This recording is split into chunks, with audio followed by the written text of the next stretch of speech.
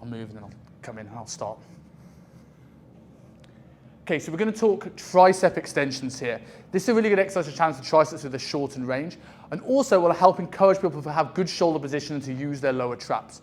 Now, most of the time we see people using one rope for this.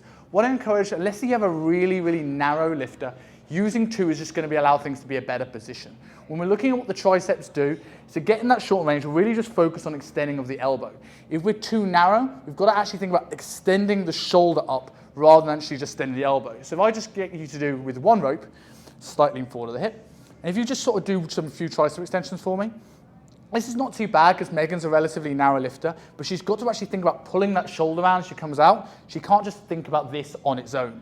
If we come up now and we add in the second rope, we're now going to line up everything a little bit better. So all I'm going to get to do to start this exercise is going to pull our shoulders back and down and then pull our elbows back so the elbows come behind the body. Now we're really in position to shorten this tricep. We're going to start here where she closes this against my finger. That's the most lengthened position and she tenses her bicep. So that's where she's coming back to every single rep. I'm going to get her to push into my finger here, try and not think about pulling the rope all the way down until she starts to feel it full extension and contract in there. As she comes down, she's going to think about folding around my finger, closing this gap until she gets to the top where she can tense her bicep and almost try and crush my finger. And then we just do one more rep, pushing down to here, extend, and then slowly back up.